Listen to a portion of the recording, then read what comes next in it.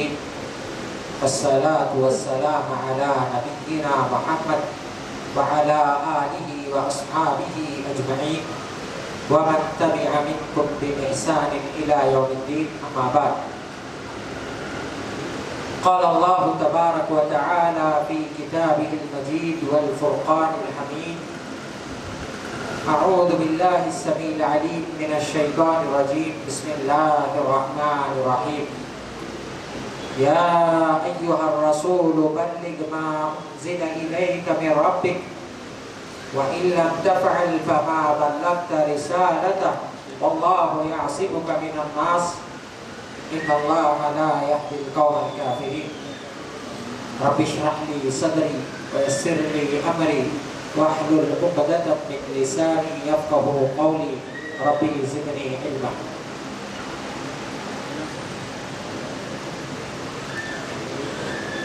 ضلع جمعیت احمدی شولاپور کے صدر محترم اور یہاں پر حاضر سارے علماء کرام، معلمین و معلمات، سب سے پہلے میں بات ذکر کر دوں کہ آج میرا کوئی خطاب نہیں تھا، لیکن منتظمین کے اصرار پر اچانک مجھے یہاں کھڑا کیا گیا۔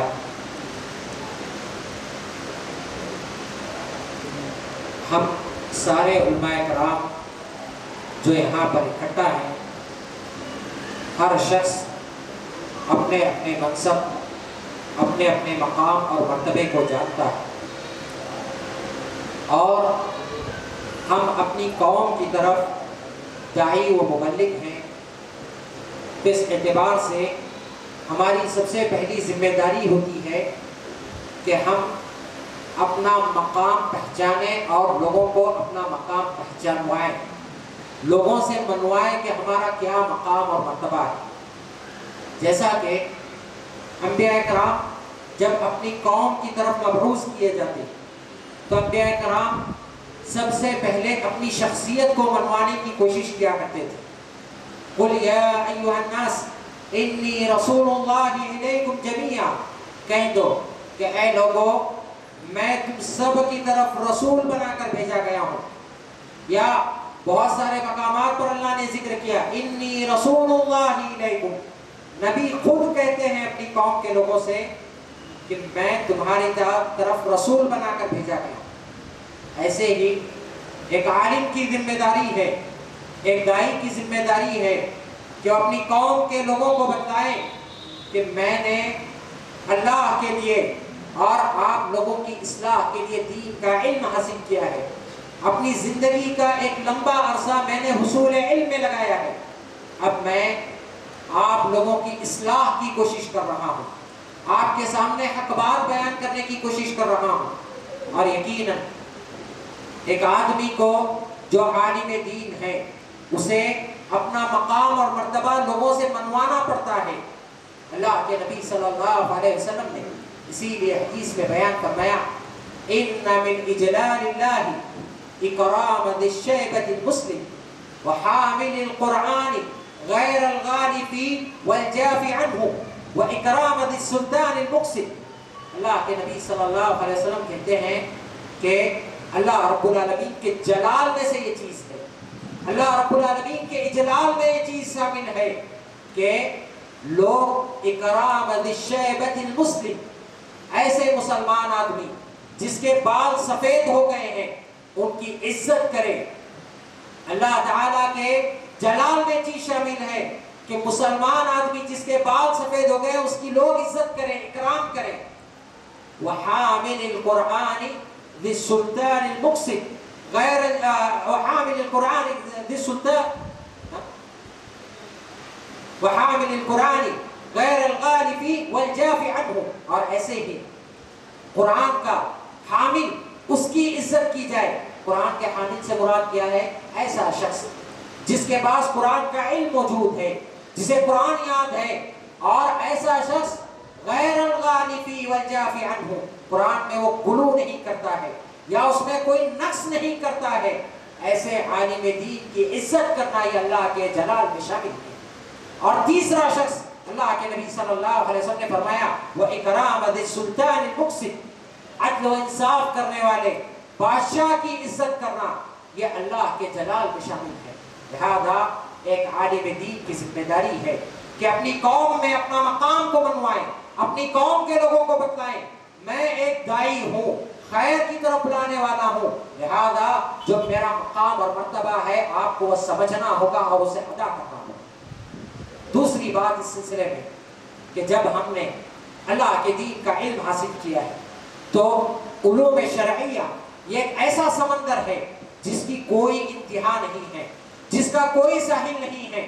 हम चाहे जितना इल्म हासिल कर लें फिर भी हमें मजीद इल्म के हुसूल की जरूरत महसूस होती है। इसीलिए हम में से हर शख्स की जिम्मेदारी है कि वो मजीद इल्म हासिल करने की कोशिश करता है, क्योंकि शरई उलूम का समंदर इतना वसी है कि कोई भी शख्स शरई उलूम में से किसी एक इल्म में भी उसके साहिल को नहीं पहुंच सकता है।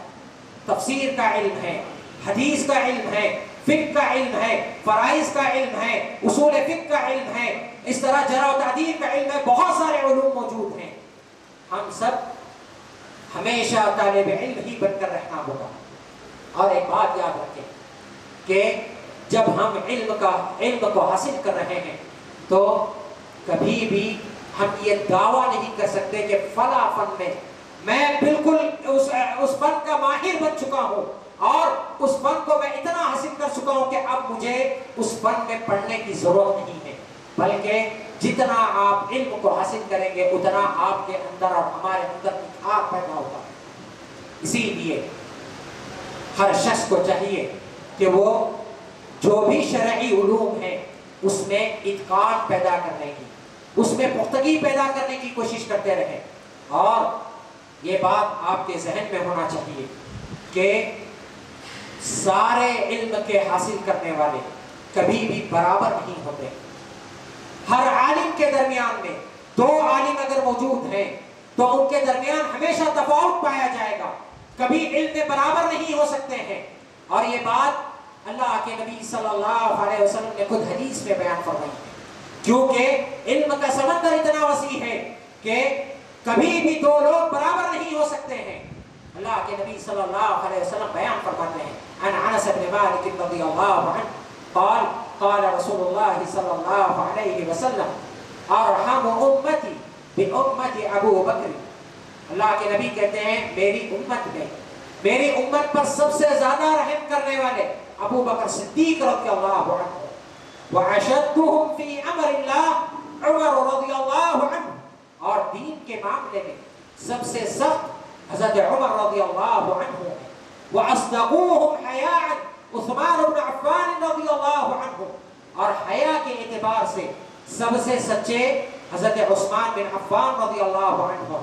अब आगे अल्लाह के नबी कहते हैं व अअलमुहुम बिल हलाल वल हराम मुआज़ इब्न जबल रज़ियल्लाहु अन्हु, हलाल और हराम का सबसे ज्यादा इल्म रखने वाले हज़रत मुआज़ इब्न जबल रज़ियल्लाहु अन्हु हैं। व अफ़रज़ूहुम ज़ैद इब्न साबित रज़ियल्लाहु अन्हु, फराइद का सबसे ज्यादा इल्म हज़रत ज़ैद बिन साबित रज़ियल्लाहु अन्हु को है। व अक़रऊहुम उबय इब्न काब रज़ियल्लाहु अन्हु, सबसे बेहतरीन कारी इल्म का कुरान का सबसे ज्यादा इल्म हज़रत उबय बिन काब रज़ियल्लाहु अन्हु को।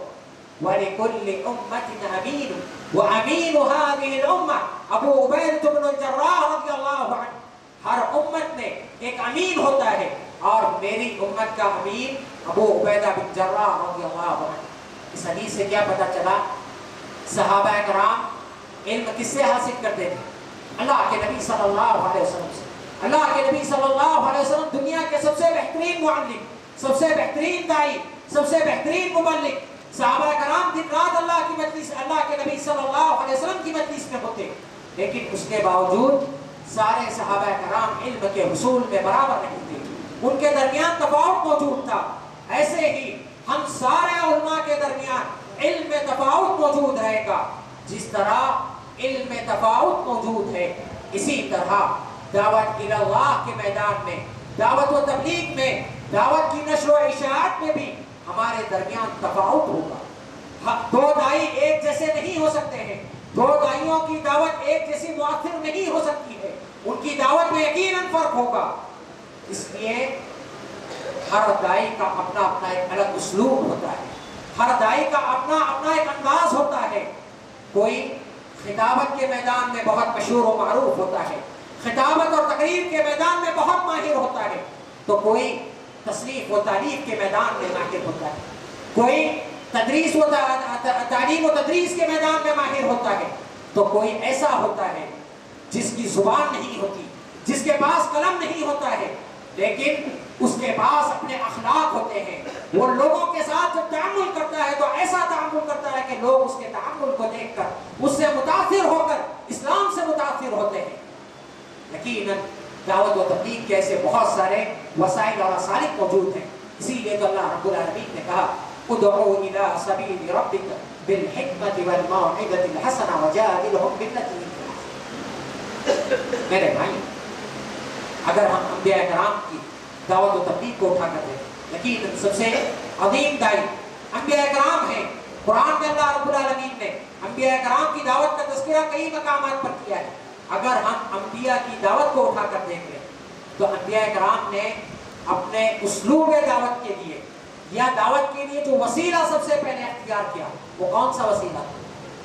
وہ خطابت کا وسیلہ تھا، تقریر کا وسیلہ تھا، لوگوں کو ساتھ بالمشافہ ملاقات کر کے مخاطب کرنے کا وسیلہ تھا۔ انبیاء کرام اپنی قوم کے لوگوں سے ملتے، انہیں مخاطب کرتے، انہیں دعوت و تبلیغ دیتے۔ اللہ تعالیٰ نے قرآن مجید میں انبیاء کرام کے اس فعل کا تذکرہ کیا۔ اللہ تعالیٰ نے قرآن مجید میں حضرت نوح علیہ السلام کا تذکرہ کرتے ہوئے بیان فرمایا۔ حضرت نوح علیہ السلام اپنی قوم کو مخاطب کر کے کہتے ہیں أبلغكم رسالات ربي وأنصح لكم وأعلم من الله ما لا تعلمون۔ اے قوم کے لوگوں، میں تم تک اللہ کا پیغام پہنچاتا ہوں۔ أبلغكم رسالات ربي وأنصح لكم، اور میں تمہیں نصیحت کر رہا ہوں، میں تمہیں سمجھانے کی کوشش کر رہا ہوں۔ وأعلم من الله ما لا تعلمون، اور اللہ رب العالمین کی جانب سے میں وہ چیزیں جانتا ہوں جو آپ نہیں جانتے۔ اللہ تعالیٰ نے قرآن مجید میں حضرت ہود علیہ السلام کے قوم کا تذکرہ کیا، اور اللہ تعالیٰ نے قرآن میں بیان فرمایا، وہ کہتے ہیں أُبَلِّغُكُمْ رِسَالَاتِ رَبِّي وَأَنَا لَكُمْ نَاصِحٌ عَمِينٌ، میں تم تک اللہ کا پیغام پہنچانے کی کوشش کرتا ہوں، اور میں تمہیں امانت کے ساتھ نصیحت کرنے والا ہوں۔ وَأَنَا لَكُمْ نَاصِحٌ عَمِينٌ، میں امانت کے ساتھ تمہیں نصیحت کرنے کی کوشش کرتا ہوں۔ اسی طرح اللہ تعالیٰ نے قرآن مجید میں حضرت صالح علیہ السلام کی قوم کا تذکرہ کیا۔ جب اللہ رب العالمین نے ان کی قوم کو ہلاک کر دیا، فَتَوَلَّى عَنْهُمْ، تو وہ اپنی قوم کی طرف رخ کر کے کہتے ہیں فَتَوَلَّى عَنْهُمْ قَالَ يَا قَوْمِ لَقَدْ أَبْلَغْتُكُمْ رِسَالَةَ رَبِّي وَنَصَحْتُ لَكُمْ وَلَكِنْ لَا تُحِبُّونَ النَّاصِحِينَ۔ قوم کی طرف متوجہ ہو کر کہتے ہیں کہ اے قوم کی لوگوں، میں نے تم تک اللہ کا پیغام پہنچایا، وَنَصَحْتُ لَكُمْ، اور میں تمہیں بار بار نصیحت کرتا رہا، وَلَكِنْ لَا تُحِبُّونَ النَّاصِحِينَ، لیکن تم نصیحت کرنے والوں کو پسند نہیں کرتے، یہ تمہارا عمل ہے۔ اللہ کے نبی صلی اللہ علیہ وسلم کو اللہ رب العالمین نے جب دائی بنا کر بھیجا، اللہ کے نبی صلی اللہ علیہ وسلم کو حکم آیا کہ آپ لوگوں تک اللہ کا پیغام پہنچائیں۔ اللہ کے نبی صلی اللہ علیہ وسلم نے کیا عن عبد الله بن مسعود رضي الله عنه قال لما نزلت هذه الآية وأنذر عشيرتك الأقربين ورهطك منهم المخلصين، جب اللہ کے نبی صلی اللہ علیہ وسلم پر یہ آیت کریمہ نازل ہوئی کہ آپ اپنی قوم کے لوگوں کو وأنذر عشيرتك الأقربين، اپنی قوم کے قرابت داروں کو، اپنے گھر کے قرابت داروں کو آپ ڈرائیں، وَرَحْتَكَ مِنْهُمُ الْمُخْلَصِينَ، اور قوم میں جو مخلص لوگ ہیں انہیں آپ ڈرائیں۔ تو اللہ کے نبی صلی اللہ علیہ وسلم نے کیا کیا؟ خرج رسول اللہ صلی اللہ علیہ وسلم حتی صعد الی الصفا، اللہ کے نبی اپنے گھر سے نکلے یہاں تک کہ آپ صفا پہاڑی کے اوپر چڑھ گئے، اور آپ صلی اللہ علیہ وسلم نے ندا لگائی، فحتف یا صباحا، آواز لگاتے ہوئے کہا اے لوگوں، قال من هذا الذي يهتف، کہنے لگے کون ہے جو آواز لگا رہا ہے؟ قالوا محمد صلی اللہ علیہ وسلم، محمد صلی اللہ علیہ وسلم۔ اللہ کے نبی فاجتمعوا الیہ، اللہ کے نبی کے پاس لوگ اکٹھا ہو گئے تو اللہ کے نبی نے کیا کہا؟ یا بنی فلان، یا بنی فلان، یا بنی فلان، یا بنی عبد مناف، یا بنی عبد المطلب۔ اللہ کے نبی نے سارے قبیلے والوں کو مخاطب کر کے کہا فاجتمعوا الیہ، اور تھوڑے سے لوگ اکٹھا ہو گئے۔ اس کے بعد اللہ کے نبی کہتے ہیں ارأیتکم لو اخبرتکم ان خیرا تخرج بسفح هذا الجبل اکنتم مصدقین، اگر میں تم سے کہوں کہ اس پہاڑ کے پیچھے سے ایک لشکر آ رہا ہے گھوڑ سوار جو تم پر حملہ کرنا چاہتا ہے، کیا تم میری تصدیق کرو گے؟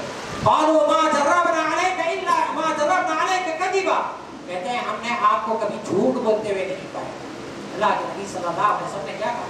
فإنی نذیر لکم بین یدی عذاب شدید، میں تمہیں ایک سخت عذاب سے ڈرانے کی کوشش کروں گا۔ یہ واقعہ آپ جانتے ہیں میرے بھائی، اس واقعے کو بیان کرنے کا مقصد کیا ہے؟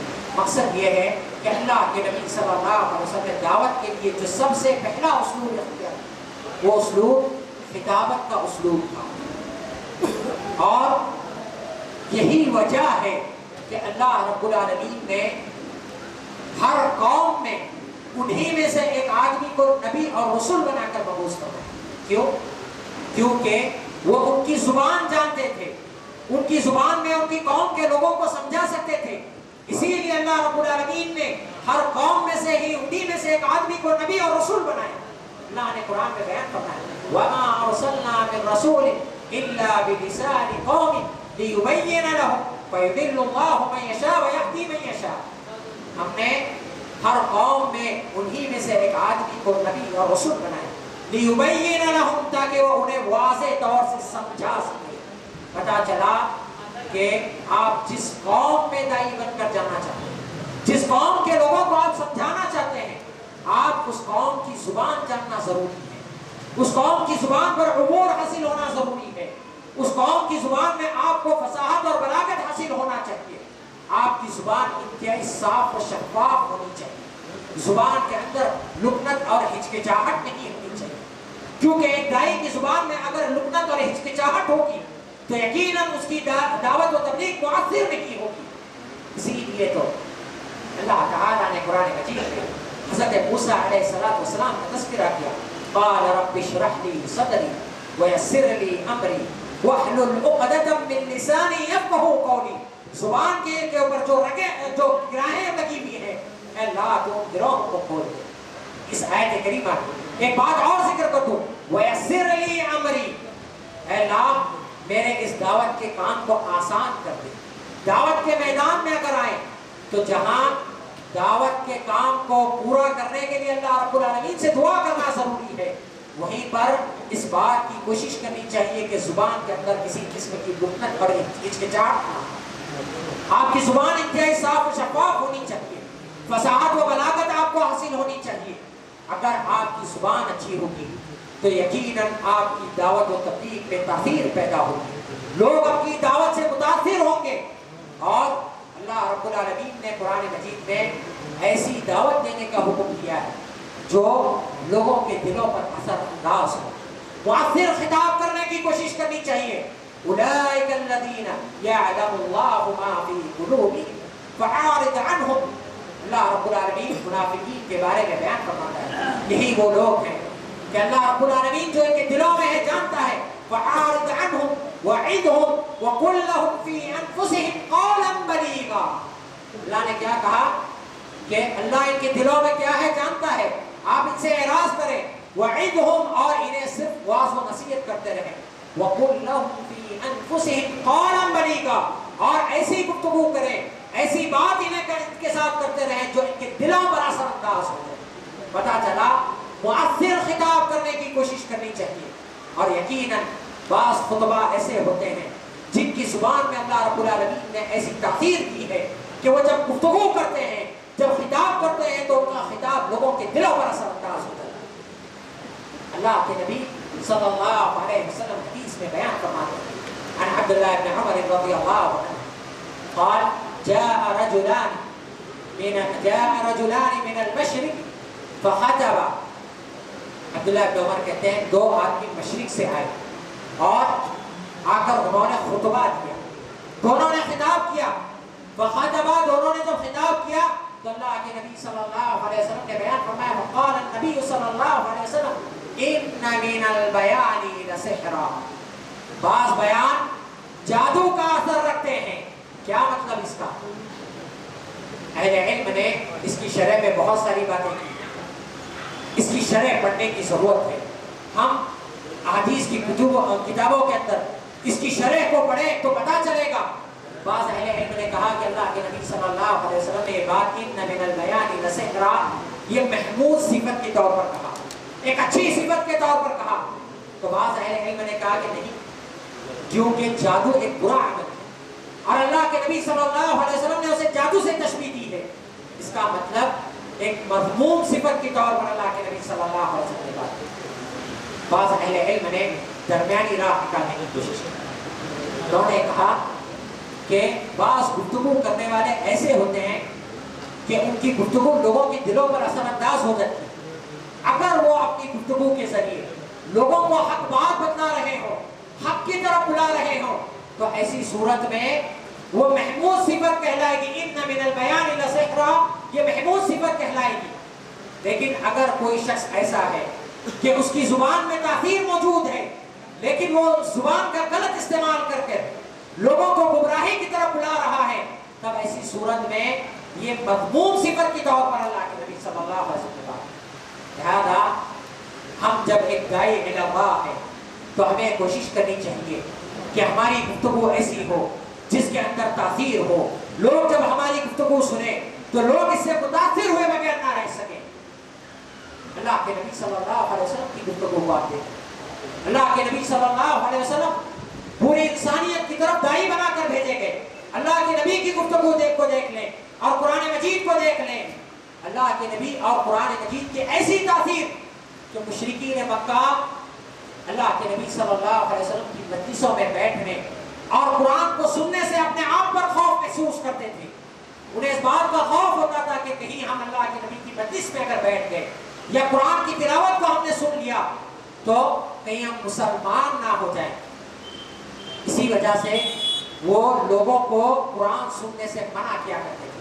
اللہ رب العالمین نے قرآن مجید میں بیان فرمایا وَقَالَ الَّذِينَ كَفَرُوا لَا تَسْمَعُوا لِهَذَا الْقُرْآنِ وَالْغَوْا فِيهِ، یہ لوگ یہ کفار کہتے ہیں کہ لا تسمعوا لهذا القرآن، تم یہ قرآن کو نہ سننا بلکہ بےہودہ باتیں کرتے رہنا، لعلکم تغلبون، شاید کہ تم غالب آ جاؤ اس قرآن کے اوپر۔ اور اسی وجہ سے وہ لوگوں کو جہاں قرآن سننے سے روکا کرتے تھے وہیں پر قرآن کی تاثیر ایسی تھی کہ چھٹ چھٹ کر خود قرآن سنا کرتے تھے۔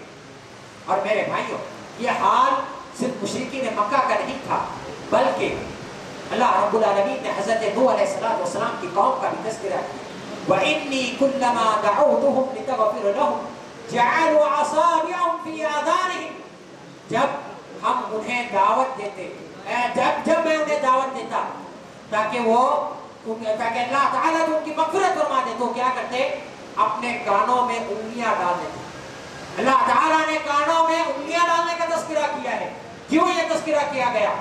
کیونکہ انہیں اس بات کا خوف ہوتا تھا کہ کہیں ہم زیادہ اگر نبی کی بات سن لیں تو کہیں وہ بات ہمارے دلوں پر اثر انداز نہ ہو جائے اور ہم نبی کی بات کو قبول نہ کر لیں، لہذا اپنی دعوت میں اثر پیدا کرنے کی کوشش کرنی چاہیے۔ میرے بھائی شیخ آ گئے ہیں، میں کچھ چیزیں مختصراً اپنی بات کو میں سمیٹتے ہوئے کچھ باتیں بیان کر کے اپنی بات کو ختم کروں گا۔ یقیناً اگر ہم اپنی دعوت میں تاثیر پیدا کرنا چاہتے ہیں تو سب سے پہلی چیز کہ ہمیں اپنی دعوت کو مؤثر کرنے کے لیے زبان کو درست کرنا ہوگا، اور دوسری چیز جو بھی ہم گفتگو کریں وہ نصوص کی روشنی میں کریں، ادلہ کے ساتھ آپ بیان کریں، کیونکہ قرآن اور احادیث کی اپنی ایک تاثیر ہے۔ اللہ کے نبی صلی اللہ علیہ وسلم جو بھی بات کرتے، آپ کی بات لفاظی نہیں ہوا کرتی تھی، الفاظ کا ہیر پھیر نہیں ہوا کرتا تھا، بلکہ آپ کی بات پوری نصوص کے اوپر مبنی ہوا کرتی تھی۔ اسی لیے تو اللہ رب العالمین نے بیان فرمایا وَمَا يَنطِقُ عَنِ الْهَوَىٰ إِنْ هُوَ إِلَّا وَحْيٌ يُوحَىٰ، اللہ کے نبی جو بات کرتے وہی الہی ہوا کرتا، اور اللہ کے نبی صلی اللہ علیہ وسلم کو جوامع الکلم عطا کیا گیا۔ آج صبح شیخ عبد الباری نے اس چیز کی طرف اشارہ کیا ہے کہ ہمیں झूठी और सहीह रिवायतें, मौजू रिवायतें या जो रिवायतें सही हैं, उन रिवायतों में अपनी तरफ से बढ़ा चढ़ाकर बयान करने से इज्तनाब करना चाहिए और हमें इस बात का खौफ होना चाहिए। अल्लाह के नबी सल्लल्लाहु अलैहि वसल्लम ने क्या फरमाया, इन्ना कदिबन अलैया लैसा ककदिबिन अला अहदिन मन कज़ब अलैया मुतअम्मिदन फलियतबव्वा मक़अदहु मिनन नार।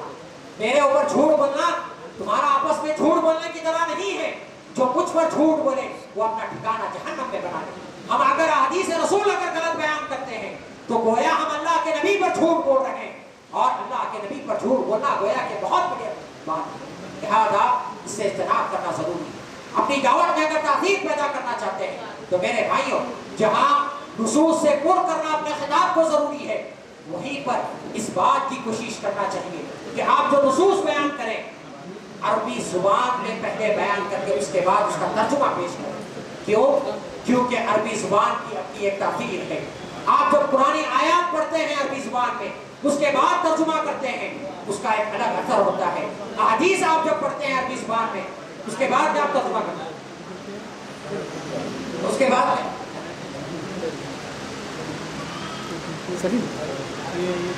अरबी जुबान में अगर आप हदीस पढ़ते हैं उसके बाद में आप तर्जुमा करते हैं तो यकीनन इसकी तासीर होती है। मैं आपको सिर्फ एक बात बताकर अपनी बात को खत्म करूंगा कि जो वाकया मैंने बयान किया, अल्लाह के नबी सल्लल्लाहु अलैहि वसल्लम सफा पहाड़ी के ऊपर चढ़े। आप सब जानते हैं, मुझे पता है कि आपने बारहा खिताब किया।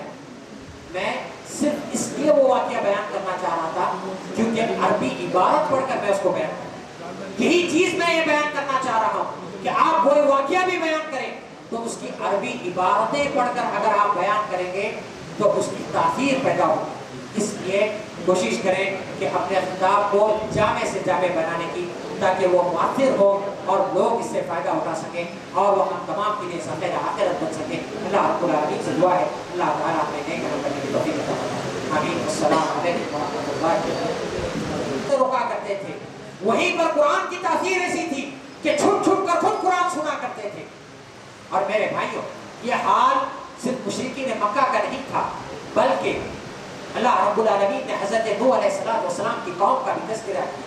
वइन्नी कुल्लमा दअउतुहुम लितग़फिर लहुम जअलू असाबिअहुम फी आज़ानिहिम। जब हम उन्हें दावत देते, जब मैं उन्हें दावत देता ताकि अल्लाह ताला उनकी मग़फ़िरत फरमा दे, तो क्या करते? अपने कानों में उंगलियां डाल देते। अल्लाह ताला ने कानों में उंगलियां डालने का तज़किरा किया है। क्यों ये तज़किरा किया गया? क्योंकि उन्हें इस बात का खौफ होता था कि कहीं हम ज्यादा अगर नबी की बात सुन लें तो कहीं वो बात हमारे दिलों पर असरअंदाज ना हो जाए और हम नबी की बात को कबूल ना कर लें। लिहाजा अपनी दावत में असर पैदा करने की कोशिश करनी चाहिए। मेरे भाई, शेख आ गए हैं, मैं कुछ चीजें मुख्तसरन अपनी बात को मैं समेटते हुए कुछ बातें बयान करके अपनी बात को खत्म करूंगा। यकीनन अगर हम अपनी दावत में तासीर पैदा करना चाहते हैं तो सबसे पहली चीज कि हमें अपनी दावत को मुअत्थिर करने के लिए जुबान को दुरुस्त करना होगा। और दूसरी चीज, जो भी हम गुफ्तगू करें वो नुसूस की रोशनी में करें, अदिल्ला के साथ आप बयान करें, क्योंकि कुरान और अहदीस की अपनी एक तासीर है।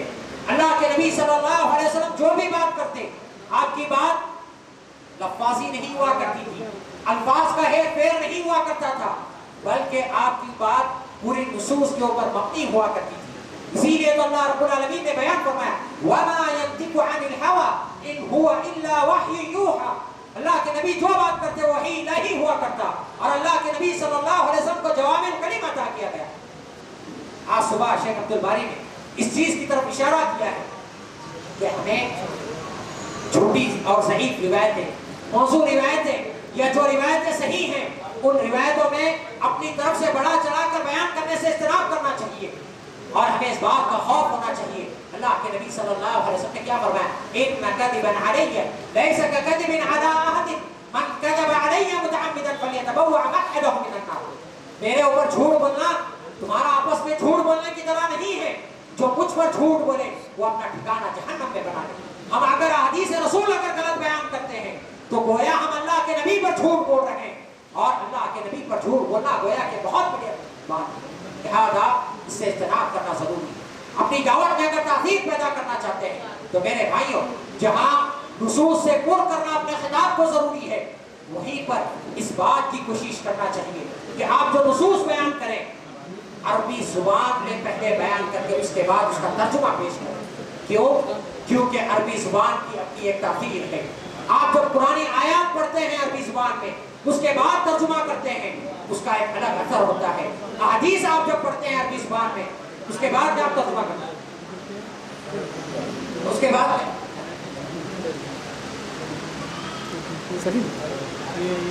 عربی زبان میں اگر آپ حدیث پڑھتے ہیں اس کے بعد میں آپ ترجمہ کرتے ہیں تو یقیناً اس کی تاثیر ہوتی ہے۔ میں آپ کو صرف ایک بات بتا کر اپنی بات کو ختم کروں گا کہ جو واقعہ میں نے بیان کیا، اللہ کے نبی صلی اللہ علیہ وسلم صفا پہاڑی کے اوپر چڑھے، آپ سب جانتے ہیں، مجھے پتا ہے کہ آپ نے بارہا خطاب کیا ہے، میں صرف اس لیے وہ واقعہ بیان کرنا چاہ رہا تھا کیونکہ عربی عبارت پڑھ کر میں اس کو بیان کروں، یہی چیز میں یہ بیان کرنا چاہ رہا ہوں کہ آپ وہ واقعہ بھی بیان کریں تو اس کی عربی عبارتیں پڑھ کر اگر آپ بیان کریں گے تو اس کی تاثیر پیدا ہوگی۔